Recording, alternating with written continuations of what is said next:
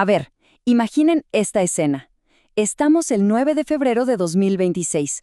La recién elegida presidenta de Costa Rica recibe una carta. Pero ojo, no es una carta de felicitación cualquiera.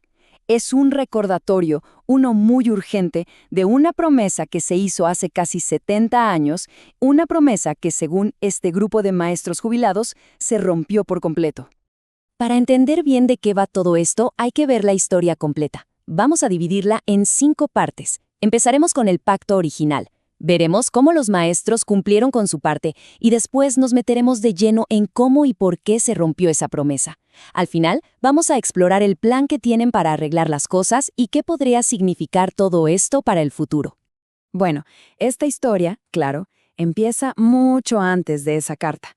Para entenderla, tenemos que viajar en el tiempo, hasta 1958, a un acuerdo clave que terminaría dándole forma al futuro de toda una nación. Hay que ponerse en contexto, ¿no? Pensemos en la Costa Rica de 1958. La esperanza de vida, en promedio, era de apenas 58 años. Imaginen eso. Y en ese escenario se les pidió a los maestros que asumieran una tarea gigantesca: educar al país.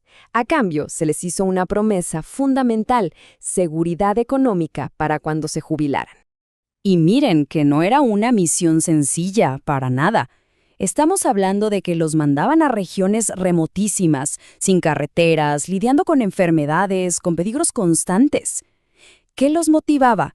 Pues esa promesa de una pensión digna, una que les permitiera vivir con ingresos parecidos a los de su último sueldo. Y aquí viene lo más importante de todo. Porque los maestros no es que solo cumplieron su promesa, es que la superaron con creces. Su trabajo no solo construyó escuelas, ayudó a reconstruir el futuro económico y social de Costa Rica por completo. Y los frutos de ese trabajo, bueno, están a la vista de todos. Hoy, Costa Rica es una potencia económica en la región. Se ubica en los primeros lugares de América Latina en ingreso per cápita y en exportaciones de alta tecnología. Ese éxito se construyó, literalmente, sobre los cimientos de la educación que estos maestros dieron.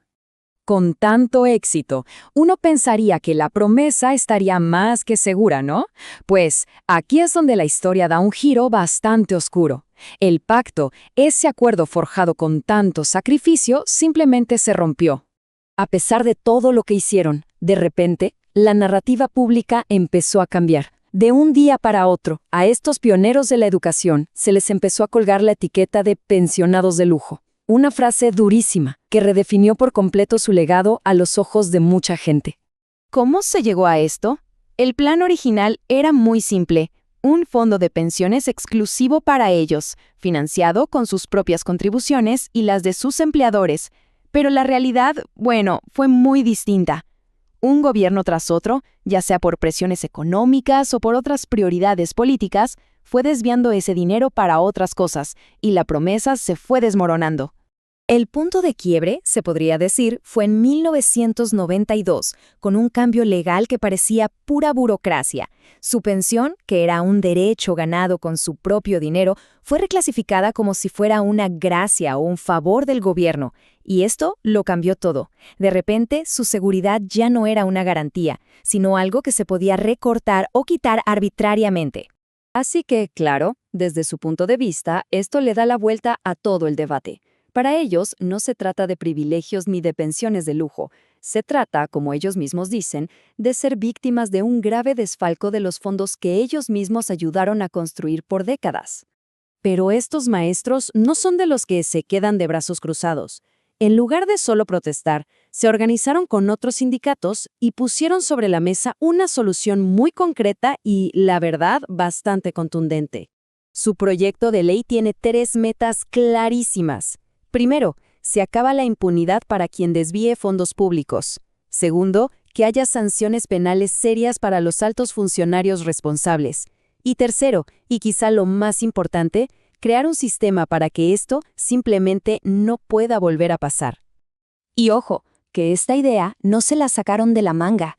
Se inspiraron en modelos anticorrupción que han funcionado en otras partes del mundo, en países que en su momento enfrentaron retos parecidos y lograron superarlos para poder desarrollarse. Y todo esto, al final, nos trae de vuelta a esa carta de febrero de 2026. Ahora, con todo este contexto, se entiende mucho mejor el peso que hay detrás de su petición directa al nuevo gobierno. El argumento que ellos plantean es que este nuevo gobierno tiene una oportunidad de oro. ¿Por qué? Porque no tiene lazos con los gobiernos anteriores, cuenta con mayoría en el Congreso y además su campaña se basó en la transformación. Es el momento perfecto, dicen ellos, para corregir un error histórico. Lejos de verlo como un riesgo político, ellos lo plantean como una victoria segura. Insisten en que el nuevo gobierno no tiene nada que temer y sí mucho que ganar si apoya su propuesta. Creen que no solo se ganarían el favor de la gente, sino que sentarían un precedente clave para el futuro de la nación. Y al final, esa carta deja flotando en el aire una pregunta que no es solo para la nueva presidenta, sino para todos nosotros.